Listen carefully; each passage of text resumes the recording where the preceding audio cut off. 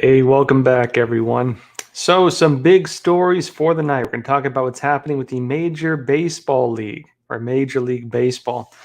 The woke agenda of Major League Baseball, how it has made deals with China actually right before it made this whole shift against Georgia. And also, Trump talking now about it seems to be the case, Trump actually engaging now in this grassroots movement we've been talking about. I'll be explaining what Trump is doing, what happened with this new boycott that's taking place. And really, you see two sides of a boycott right now. You see big business really boycotting Georgia.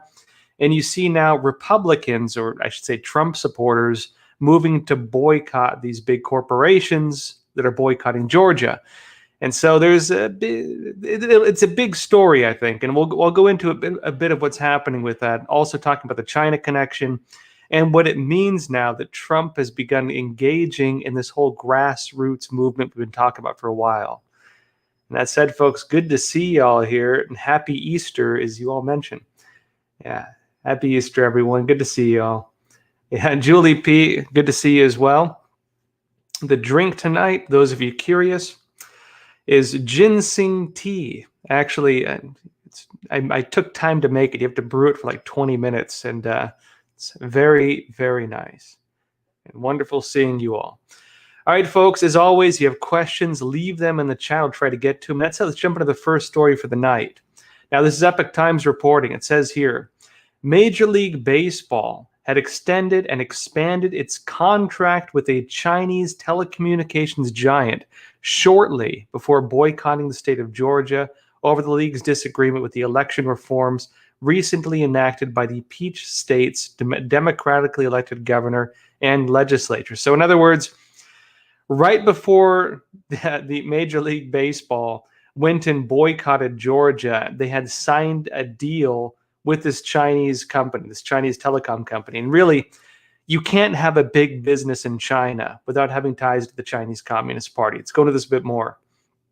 It says here, Chinese state media reported on April 1st that the MLB will continue to be aired on the streaming platform operated by Chinese tech giant Tencent. And Tencent has taken over a lot of stuff right now, folks, including actually a lot of the video game industry. And it continues, which has significant ties to the Chinese Communist Party.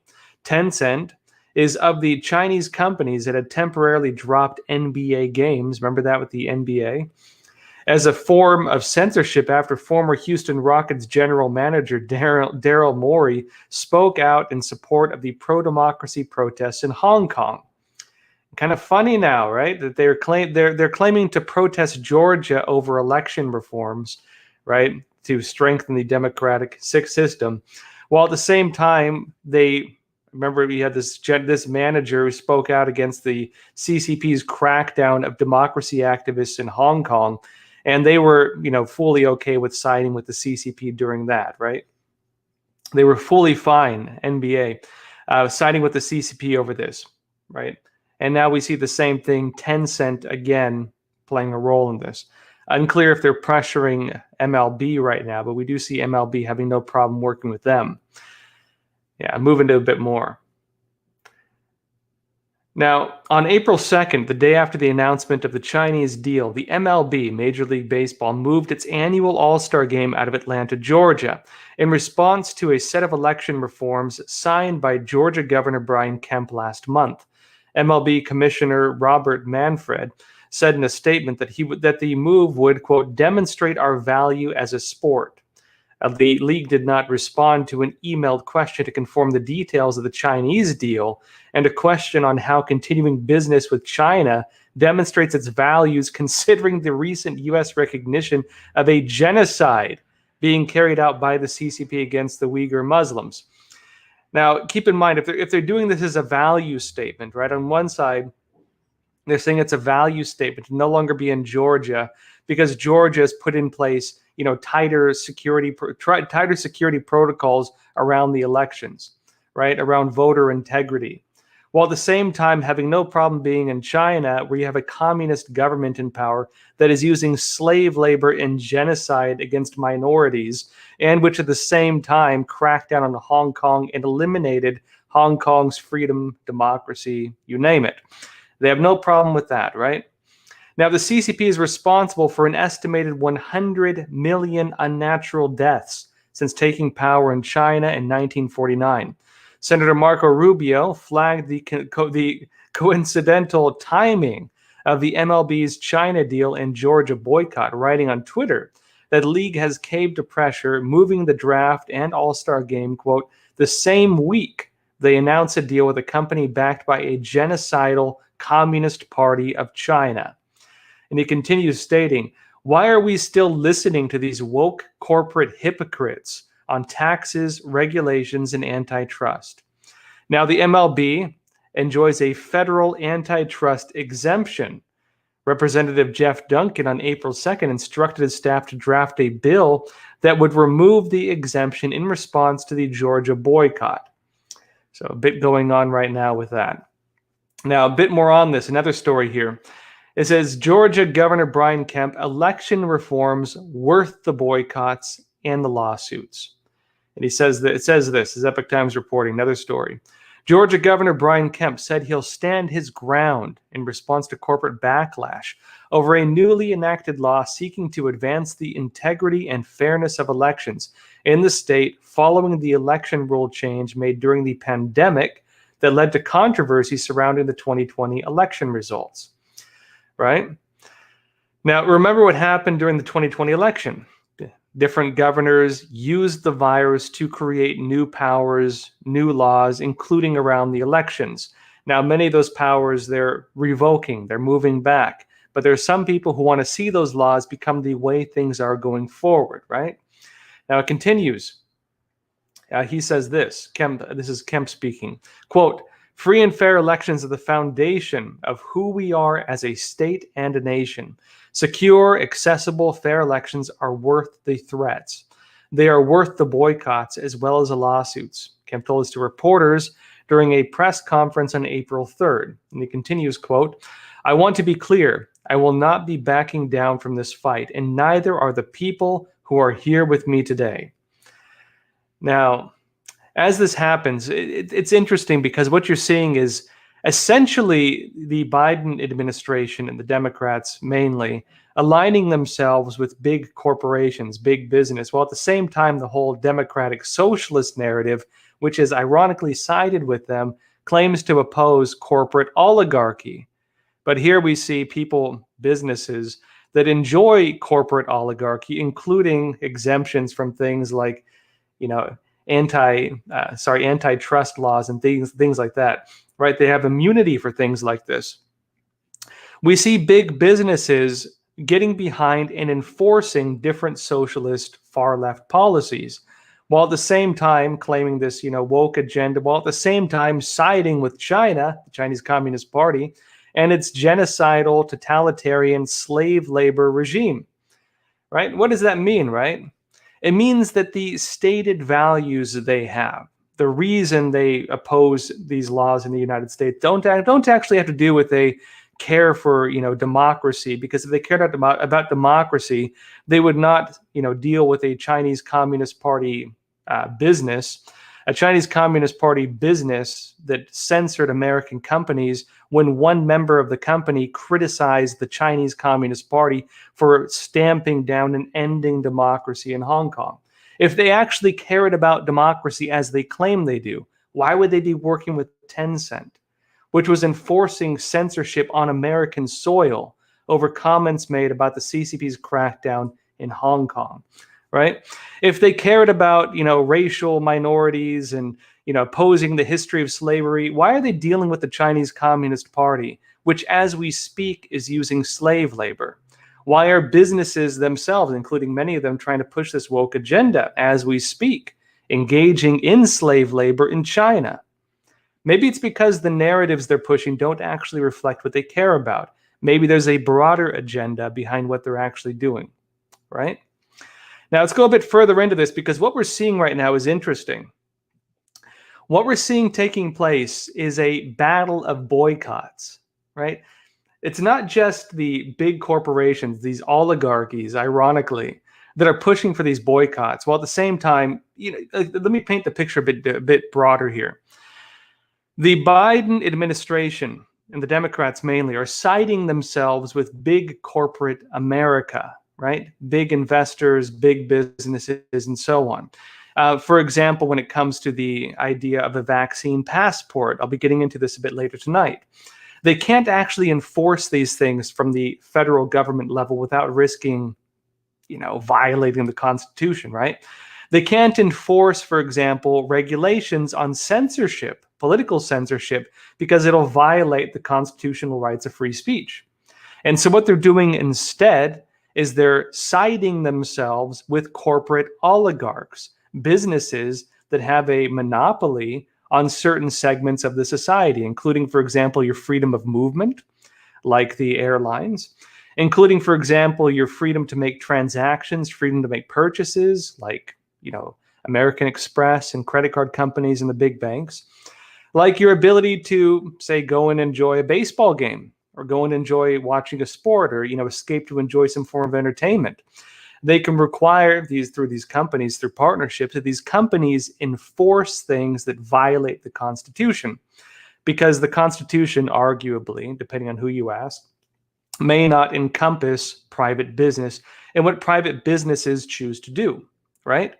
And so what the government is doing is siding with the businesses that can enact these policies and basically enforce a socialist state through the corporate structure, only empowered through their own monopolies over these industries, right? Freedom of speech, freedom of movement, these types of things can be enforced through totalitarian business. And what do you call it again, folks, when you have a marrying of a socialist government and the entire corporate structure, right? What is it called when you have a marrying of the socialist government, or even just totalitarian government in general, or big government, using the corporate structure? That is technically fascism. And so they're pushing this right now. They're using this as the vehicle through which they can enforce policies that would violate the Constitution if the government were to do it. Now, as that's happening, right, this is one side of it, right? This new totalitarian rule being enforced through big business, ironically, with some of the same folks claiming to stand against, let's say, big corporate monopoly and the big suits, and claiming to be against the millionaires and the billionaires and corporate oligarchy. These are the guys siding with the very thing they claim to oppose, right? That's one side of it. The other side of it is this growing grassroots, which interestingly now Trump seems to be leading. And let's go into now what Trump is doing with this. Epoch Times reports, it says Trump calls for boycott of MLB, Coca-Cola, Delta Airlines over opposition to Georgia election reforms. And it says here, former President Donald Trump on April 2nd urged people to boycott Major League Baseball, Coca-Cola, Delta, and other corporations which are openly opposing election reforms enacted by Republicans in Georgia. And Trump wrote this. This was in a statement released by Save America Political Action Committee, his PAC, right? Said this, quote, baseball is already losing tremendous numbers of fans. And now they leave Atlanta with their all-star game because they are afraid of the radical left Democrats who do not want voter ID, which is desperately needed, to have anything to do with our elections. And Trump continues stating, quote, boycott baseball and all of the woke companies that are interfering with free and fair elections. Are you listening, Coke, Delta, and all? And it continues, the article. MLB on Friday announced that it will move its all-star game from Atlanta in protest of the election reform package passed by the state's Republicans last month. MLB Commissioner Robert D. Manfred Jr. announced the move in a news release, saying that the decision was the best way to, quote, demonstrate our values as a sport. Now, I'll go over just a bit more because Trump actually made some additional statements on this. Trump has made, as far as I know, 3 statements on this. And we'll go over the next statement he made, and then I'll go a bit deeper into this. Epoch Times reports again, another story.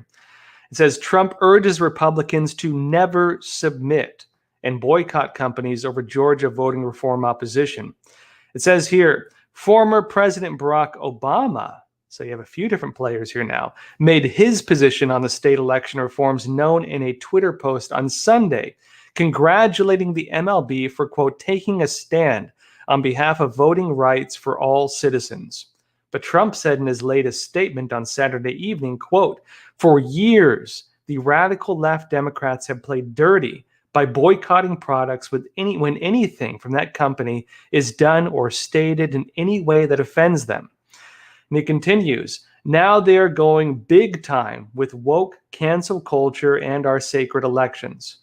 Now, Trump had previously issued 2 other statements related to the unfolding saga. And he said this, quote, it is finally time for Republicans and conservatives to fight back. We have more people than they do by far. And he called on his supporters to boycott the Major League Baseball, Coca-Cola, Delta Airlines, JP Morgan, Chase, Viacom CBS, Citigroup, Cisco, UPS, and Merck. And he said, quote, don't go back to their products until they relent. We can play the game better than them. They don't even get approval of state legislators. They didn't even get approval of state legislatures, which is mandated under the U.S. Constitution. Never submit, never give up. And so what are we seeing here? We're seeing 2 different sides of a boycott now. And more than that, actually, we're seeing Trump begin now this whole grassroots movement he's been talking about. Now, remember when Trump, of course, stepped away from the White House, stepped down, Biden inaugurated, and so on. All right, we won't go to the whole thing. Trump announced that he would start engaging in community organizing. Community organizing, things like protests, things like, for example, that technically only the far left really engaged in previously, right? This is like Saul Alinsky rules for radicals type stuff, right? Protest, peaceful non-cooperation, whatever you want to call it, right? And community organizing, going out and getting people organized in grassroots movements across the country. This is Trump's new focus for now, leading up to the 2022 elections, and then we'll have to see from there, maybe running for president again, which he's suggesting he will do depending on how the 2022 elections go. Now, folks, we just had an election, but it's already 2021. 2022 is not very far away. And we see now Trump working on getting election integrity policies in place. This seems to be one of his major focuses right now, encouraging state legislatures across the United States to enact policies to, let's say, add integrity to the election process. And this is where the battle is right now. This is where the battleground is. What you have happening is that 2 sides of this. On one side, the Democrats, big business, big media, all together on one side, one voice, saying we will censor, we will boycott, we will leave behind any state that enacts these kinds of rules. That's one side of it, right? The other side of it now is Trump engaging in this battlefield, a battlefield which typically you don't see Republicans ever really getting involved with in any kind of organized way. But now this is happening. And Trump is saying, you want to boycott us, we will boycott you right back. And guess what? We can hit you a lot harder than you can hit us. He's arguing, putting his, reputation behind, let's say, the idea that he believes they have more supporters than they do. And he believes that if Republicans, or Trump supporters in this case, I should say, were to organize and were to get together and were to boycott, the financial power of that, the buying power of that, will be stronger than the other side. And now we're going to watch this play out. Now we're going to get answers. We're going to watch now and see what the actual impact is on these companies.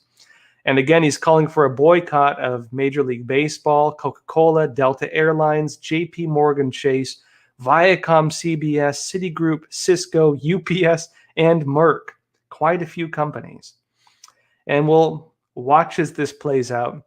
And of course, folks, I'll be giving you updates as this goes forward.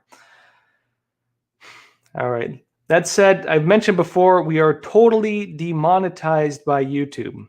Trying to get it restored, no such luck yet, which is one of the reasons why, for example, you don't see Super Chat anymore, right? They eliminated our ability to use Super Chat.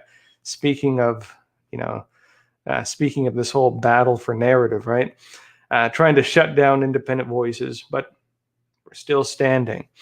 And part of that is thanks to our sponsors. One of them is Shen Yun Dancer. And tonight's episode is brought to us by Shen Yun Dancer Apparel.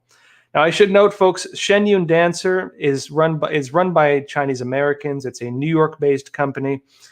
And the Chinese Communist Party does not like them. In fact, they're trying to restore the culture that the Chinese Communist Party destroyed. And they've done everything they can, the Chinese Communist Party, to try to stop them. And so these folks are doing fantastic work. Now, Shen Yun Dancer Apparel is markedly different from what is trendy today. Every feature, including the fabric, color palette, style, and cut, bears the distinct aesthetic of Shen Yun. Shen Yun Dancer clothing provides men with a classy, distinguished, and timeless look, great for everything from the office to the street. Take their polo, for example. While most polos are great for either the golf course or a backyard party, they might not be dressy enough for the office. Shen Yun Dancer makes a comfortable and versatile long-sleeve polo in a classic cut. Woven trim in the cuffs and collar add a classic finish to a shirt designed to impress. And I really do like them quite a bit. I have a couple of them, matter of fact. Now, you can visit shenyundancer.com and get 10% off your first order by using the promo code JOSH10. So big thanks again, Shen Yun Dancer. Highly recommended. Again, they're a New York-based company, and the Chinese Communist Party does not like them one bit. They do fantastic work. All right. Now, folks, I want to go into what's happening with the whole voter ID issue. There's a lot going on with this whole voter integrity issue. I'm going to be talking a bit about what's happened with Maricopa County, some new updates on that as well.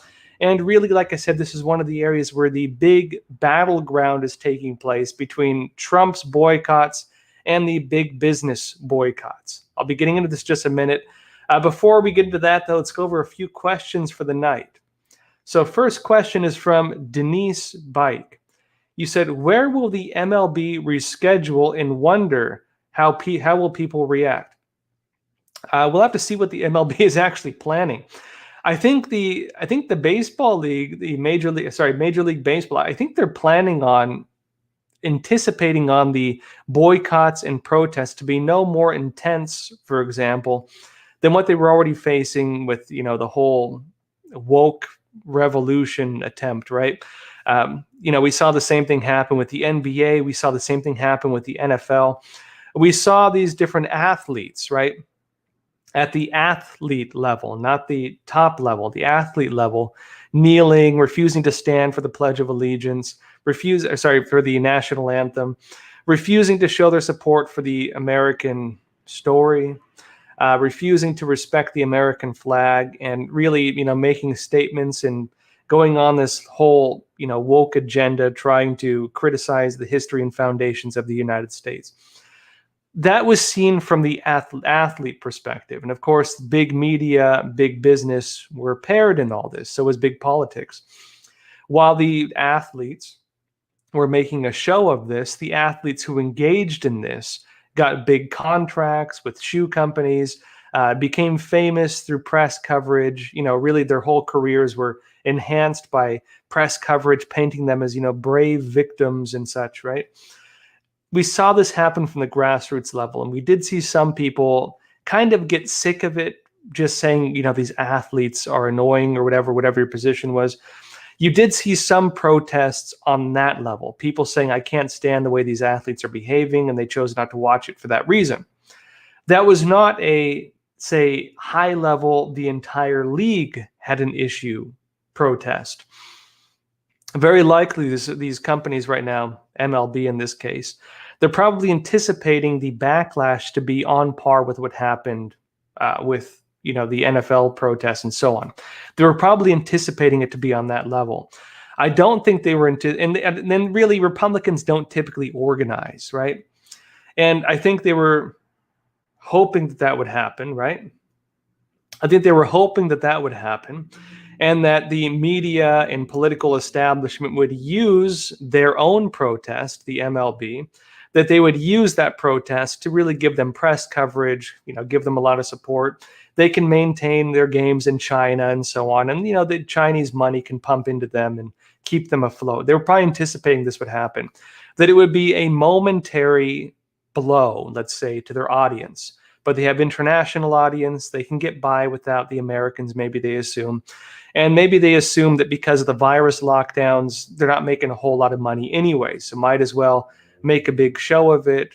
They do this virtue signaling, claim that they have values when it comes to defending democracy while working with Tencent under the Chinese Communist Party. And, make a big show of it while they can for the money, for the business deals, for the political exposure, so on, right? I think they're anticipating it going on that trajectory. What I think they're not anticipating is that Republicans would organize in protest against them. And if Republicans organize in protest against them, how should I say? This is one issue you have where a political establishment can become detached from the people they lead. When there's a detachment from the leaders and the people who are supposed to be led, really the leaders become lame ducks. The leaders become just empty voices. The leaders become kind of decapitated, hypothetically, from the system they are supposed to run. They can have positions of power, but if people don't follow the orders, if people don't follow along with it, the power they have actually means nothing. This is part of the whole idea of the social contract, right? Going back to, Voltaire and Robespierre and all these guys, right? The idea of the social contract, that people will sacrifice some degree of their own freedoms in exchange for the powers and protections that a institution can bring. Now, we see this not only with government. If a government, for example, becomes detached from the people the government is supposed to lead, that the government, despite the levers of power they hold, can actually become ineffective, that they can pull a lever of power and nothing will happen if the people under them do not carry it out.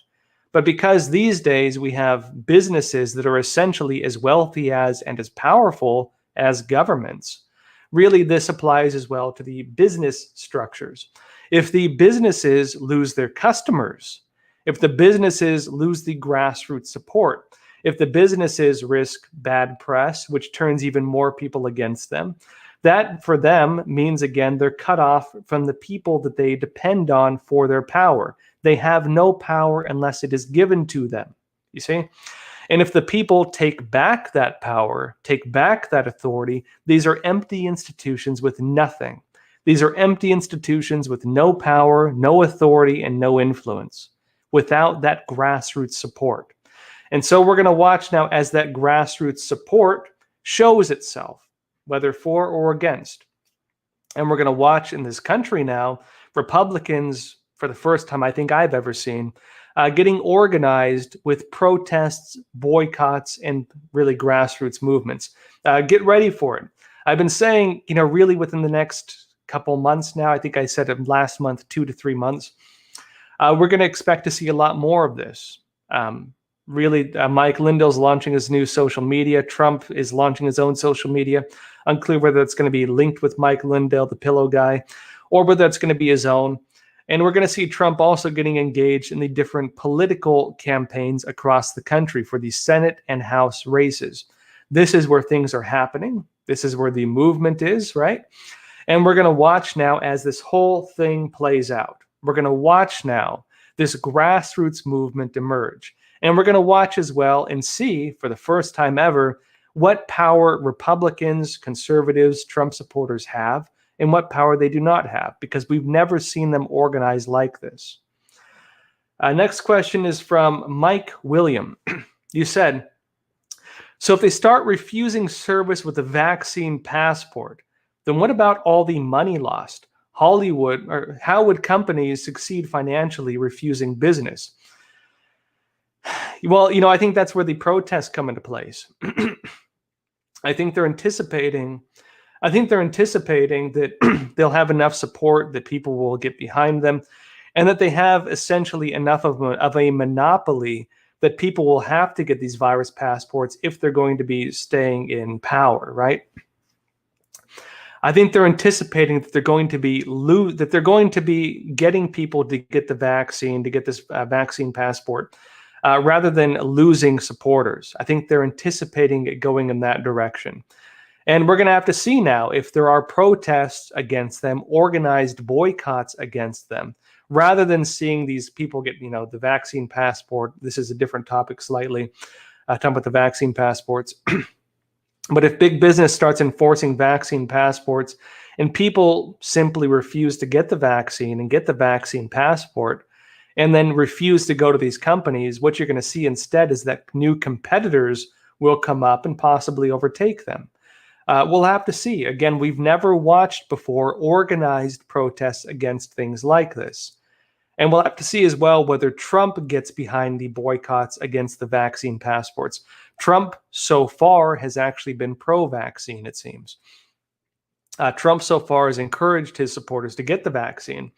And Trump, under Operation Warp Speed, is really responsible for the rolling out of this. We'll have to see what he does, right?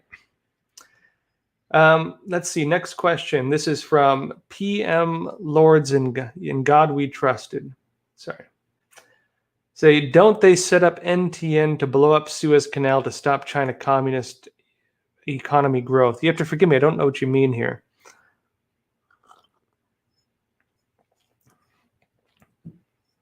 I think what you're referring to is the ship that blocked the Suez Canal. Was that used to stop the Chinese Communist Party's economic growth? Actually, from what I understand, the blocking of the Suez Canal by that ship, and it's unclear what the motives were of that ship or whether it was an accident. What that did instead was, one, kind of messed up the entire international shipping system, where ships had to go around the Horn of Africa rather than the Suez Canal, right? But China actually has its One Belt, One Road initiative, where you have this rail line going from China through to Europe, or they're trying to at least. It did add some weight to that. Although in the end, I don't think it actually benefited China. We'll have to see what happens with all this, because the whole incident and the fallout of it is still developing. Next question is from Glenda Green. He said, Josh, can you still check out if the investigation is still open on Abrams/Warnock for enlisting out-of-state voters? New York was named. Abrams had 1.2 million ballots to use. I can look into that. There's been a lot going on with this whole voter integrity issue. I'll be getting into more of that in just a minute, actually. I'll be keeping an eye on it. If there's any big updates, I will give you updates. This is from Linda Kalschmidt. You said, Josh, where can we view footage from January 6th that is not characterized as white supremacy or an insurrection? Thank you. I mean, Epic Times has been covering it. So has NTD. On January 6th, we did Epic Times and NTD. We did a 20 something hour broadcast. We were broadcasting from early in the morning before Trump even came out to speak in front of the Washington Monument. We were there reporting. I was there reporting. And then, of course, after Trump gave his speech, the protest moved to the Capitol building. And, we had coverage there as well. The problem was that YouTube pulled down that entire video, right? It was like a 20-hour video. And so we had the video. We'll have to see if we get it back up. I'm not sure. I think YouTube might have pulled it down, or we had issues with YouTube. But we're working now on some solutions to this. If you check out the epictimes.com, TheEpochTimes.com, we have a new feature called Epic Video, EPOCH Video. And we're going to be making that into our new video platform. We're rolling out some stuff along that. Stay tuned for some big updates on that, hopefully very soon. And once we get that back up and running, don't have to worry about censorship anymore. I'll keep you all updated on that, actually. But yeah, we were broadcasting for more than 20 hours live on January 6th. And we had footage from across the entire incident, morning to night, as the entire thing played out. Really wild, actually. We even had a few reporters almost get arrested because police were just rounding people up. Of course, they were able to prove that they were reporters and were let go. But, the whole incident was quite wild, actually. And really nothing like it's being portrayed, I would say. All right, folks, that said, let's jump into some more stories for the night. I want to go into this voter ID issue and also some updates on what's happening with this audit that's happening in Arizona, right? The Maricopa County audit. Now, first story up here. Epoch Times reports polls show overwhelming support for photo ID requirement for voting. It says here, nearly 3/4 of Americans agree that voters should show photo identification before being allowed to vote. An Associated Press poll suggests. And keep in mind, folks, AP these days is by no means a conservative outlet. In fact, AP has gone pretty far left, like a lot of the other mainstream news outlets. AP is by no means conservative. And so them doing a poll and saying 3/4 of voters believe that voters should have to show photo ID is pretty significant. Now it says here, 72% of Americans participating in the survey conducted between March 26 and March 29th said they are in favor of requiring all voters to provide photo ID in order to vote. Keep in mind, this is not like some specialized voter ID that you have to go and register for a separate ID for. What people are currently pushing for is just photo ID. You can show your driver's license, you can show your state ID, you can even show your student ID, just verifying that you are who you claim you are to an extent. That is where the argument is. People are just asking for some form of identification, proving that you are, at least to some degree, proving that you are who you say you are. That is where things are at in this country. America probably has the least, right, the lowest standard of voting requirements in most of the world. Afghanistan has better voting integrity than America does right now. And America, of course, built the voting system for Afghanistan, right? They have the thumbprint, right? The dye in their thumbs. America has one of the weakest voting integrity standards in the entire world. Most countries, Mexico, for example, have voter ID. America does not have voter ID. And the argument for some form of integrity for our voting systems in America is just starting. One of the conversations, again, is not even voter ID, but just showing any form of ID, just showing that you have some form of ID, even like a student ID, even a state ID, who they give to pretty much just about anybody, including illegal immigrants in America. New York, for example, right? Even a driver's license proving that you are who you say you are, which in many states even illegal immigrants can get. This is a very low bar, but this is where the argument is. People just trying to get some type, right, some standard of voter ID. Now, another 14% said they neither support nor oppose the measure, while the remaining 13% said they are against such a requirement. So you hear that, folks? 13%. It is only 13% of those polled by AP, Associated Press, that said they're actually against photo ID for voting, which is a very, very small number. And that very, very small number is the basis on which different big corporations, for example, like MLB, are boycotting states like Georgia, right? They're putting their bets on that 13%, possibly, because, who knows how broad the poll is. They're putting their bets on that 13% of American voters as being representative of their entire future interests. That's a very small number of people who actually oppose it, right? Now, another story here.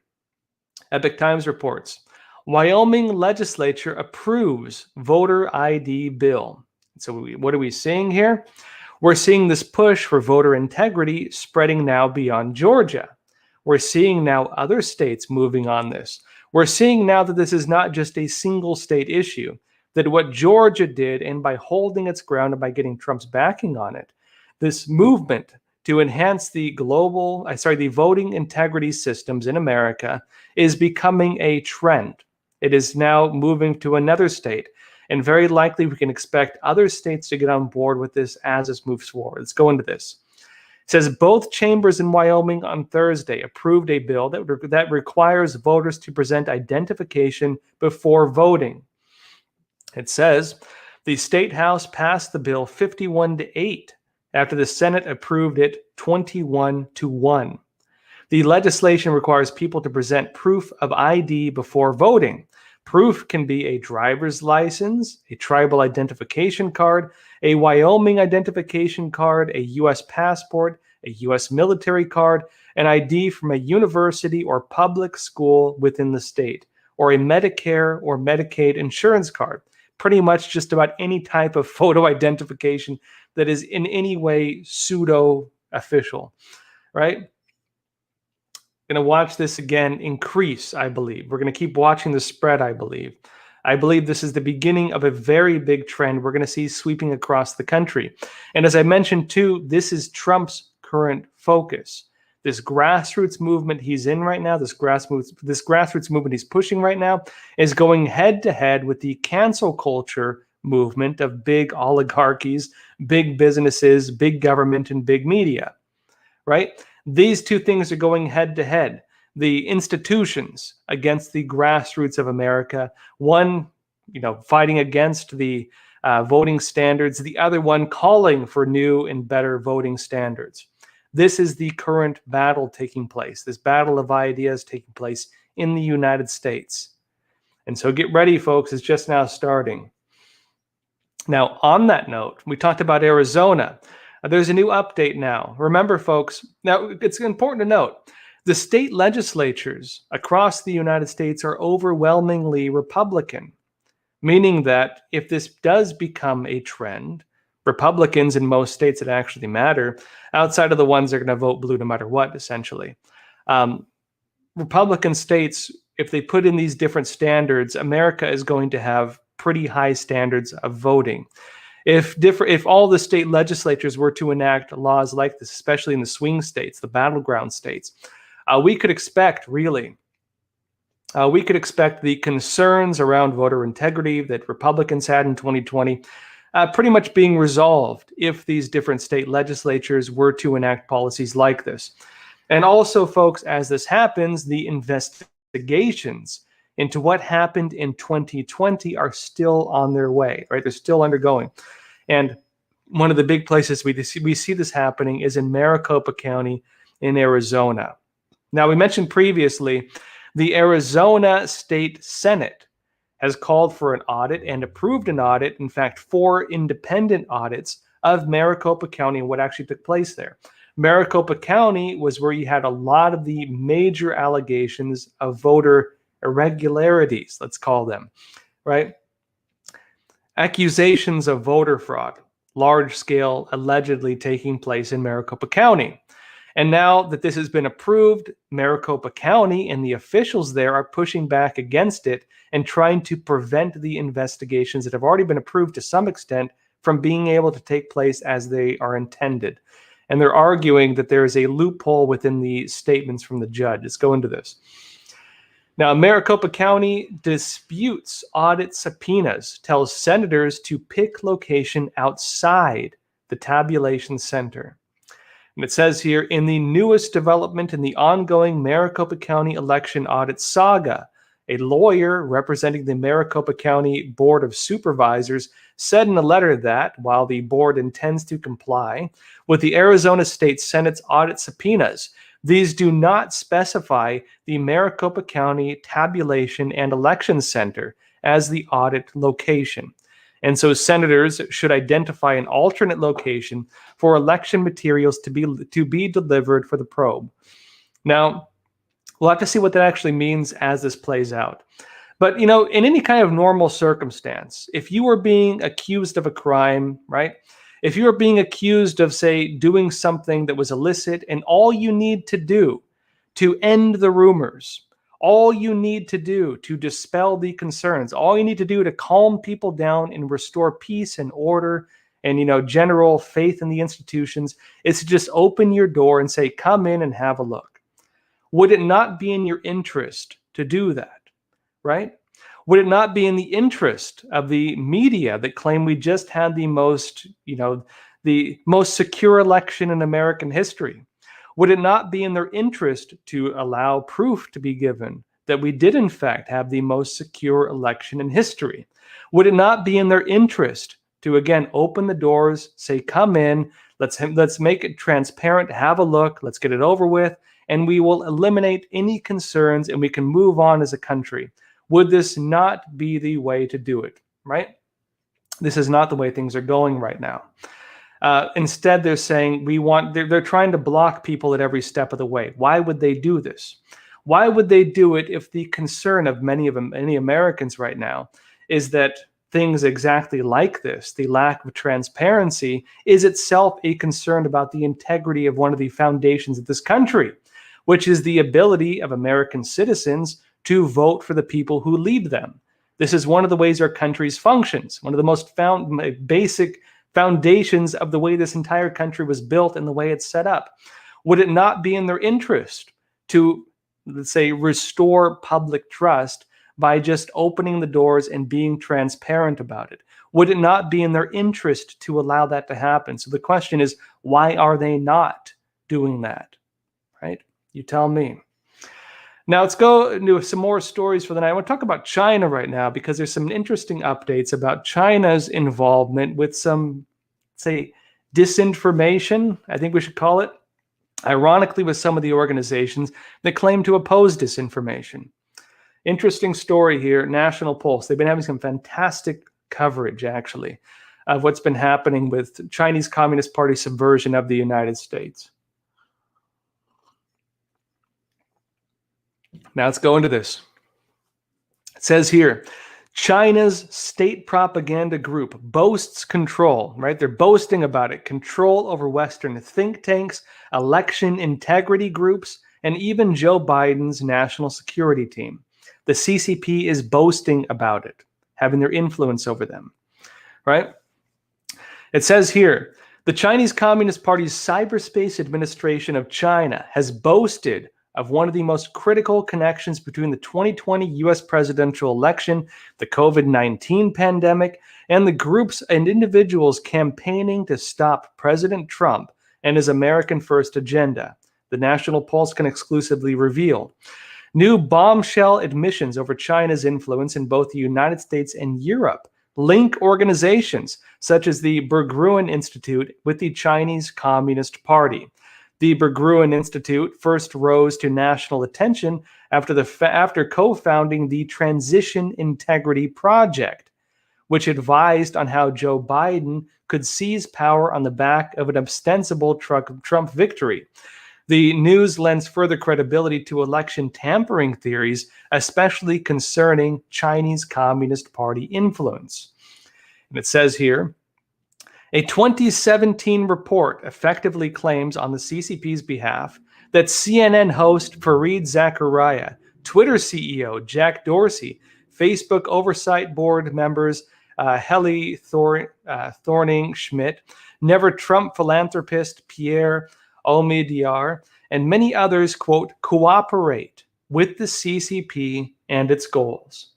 An unearthed media communique entitled Holding High the Banner of Party Media and Fulfilling Its Duties and Missions appears on the Cyberspace Administration of China website. The government entity of the Chinese Communist Party, right? Reportedly engages in, quote, online propaganda and public opinion work and upholds a, quote, socialist core value view. Which is one of the slogans in China under Xi Jinping. Companies are supposed to uphold these core socialist values, as he calls them, right? While spearheading censorship of media and the internet in China. In other words, they pump out pro-CCP lines abroad while cracking down on dissent within. The release brags of the work of the Chinese Communist Party's Western-focused propaganda efforts via the state-owned China Daily newspaper and website, which you can find published in the United States and which pushes the CCP agenda in the United States and in other countries. Now, with this in mind, and which actually advertises with most major news outlets, most of the mainstream media advertises with them. or they take paid inserts from there, they used to at least, including New York Times and many others.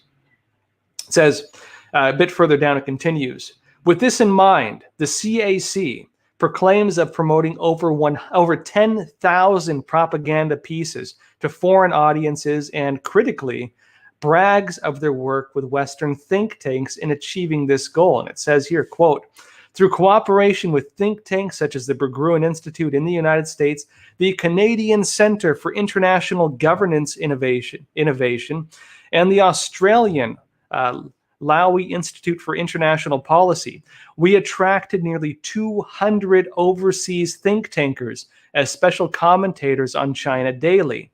In 1 year, it published more than 300 of their signed articles, enabling these, quote, influential people to influence more overseas audiences and tell China's stories well. And again, folks, I'm just reading a small part of their article. You can check it out. National Post did a great job on it. This shows, again, different institutions, including ones tied to our political establishment, including ones tied to our think tanks, including ones tied to some of the biggest mainstream media in the United States, working directly with the Chinese Communist Party, to advance the goals of the CCP, including and things that may have interfered with our election. At the very least, we're opposed to Trump. And remember, folks, the investigation of the Trump-Russia scandal the launching of it was based on less allegations than this. The entire Trump-Russia scandal investigation was constituted on less evidence than this. This is more serious than the evidence presented at the beginning of that entire scandal, when he had the DNI, Director of National Intelligence, put out its report, which was later found to be based on things they never actually reviewed, provided to them by Fusion GPS and other companies, which was that Trump-Russia dossier, which had been financed, we found out later, through the DNC and the Clinton campaign, right? The very thing that they were alleging Trump was doing, cooperating with Russia, the CCP is, by its own admission, engaging in with different influencers in the United States, including with all the main institutions, government, think tank, big business, academia, and big media. The same folks, ironically, trying to tell us that the opposite is true. So, big story, right? Now, another story here. Epoch Times reports this, because as we have this whole, narrative, ironically, around stopping Asian hate, you have organizations tied to the Chinese Communist Party persecuting even Chinese Americans on American soil. And these big businesses, government officials, and their puppets all around the internet, such as, for example, the 50 Cent Army, paid internet trolls who jump into online chats and spread the CCP's agenda through online chats, or the brainwashed minions who read mainstream media news articles that have fed to them these narratives, which ironically, many of these institutions have ties to the CCP as well, pushing the CCP's persecution of religious minorities and other minorities overseas. And this is happening right now on American soil. Epoch Times reports this: Beijing targets Falun Gong refugees in U.S., tracking their whereabouts. It says here, Chinese authorities are attempting to track down Falun Gong practitioners who fled the regime's persecution by collecting their overseas address and other personal information, a number of adherents told the Epoch Times. Harassment of the Falun Gong community in China by the Chinese Communist Party has been commonplace since the regime began a decades-long eradication campaign against the faith group, 100 million people estimated, subjecting millions to various abuses, including torture, imprisonment, forced labor, and even forced organ harvesting, according to its website, killing them, of course, in the process of taking their organs. Falun Gong is a self-improvement practice rooted in Buddhist traditions. It promotes the values of truthfulness, compassion, and tolerance. In the past few weeks, especially around the convening of China's politically sensitive 2 sessions, the regime's most important annual meeting, police pressed for personal information of some U.S. Falun Gong practitioners from their families in China, obstructing their normal activities if they refused to comply. Now, the Chinese Communist Party, through its various institutions, one of the main ones being the United Front Work Department, which operates through the Chinese consulates and works through various arms, including, ironically, through partners in the big businesses, big media, and big government, right? These groups, the United Front, works hand in hand with these institutions. A lot of what we talk about when it comes to college professors, academics having ties to the Chinese Communist Party, when it comes to politicians taking paid trips to China, when it comes to business leaders engaging with the CCP on US soil and taking trips to China, a lot of that is done through the United Front Work Department.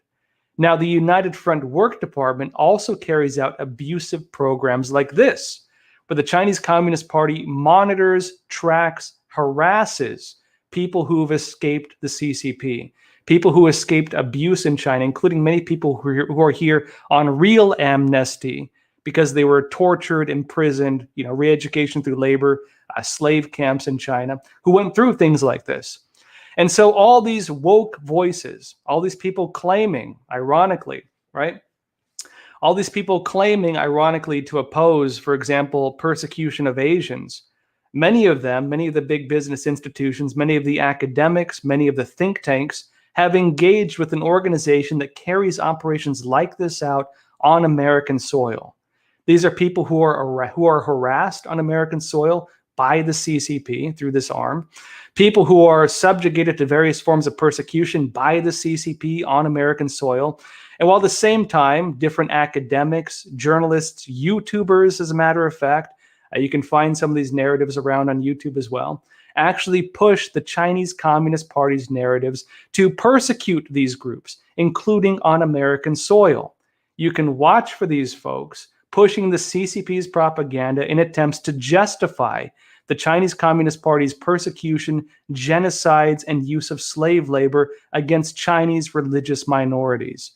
These are the same people, ironically, trying to tell you that you should feel guilty about, for example, your own, culture, your own heritage, your own values. The same people pushing these same narratives are the ones defending the Chinese Communist Party as it carries out actual murder, actual genocide, actual slave labor, re-education through labor, torture, organ harvesting, you name it.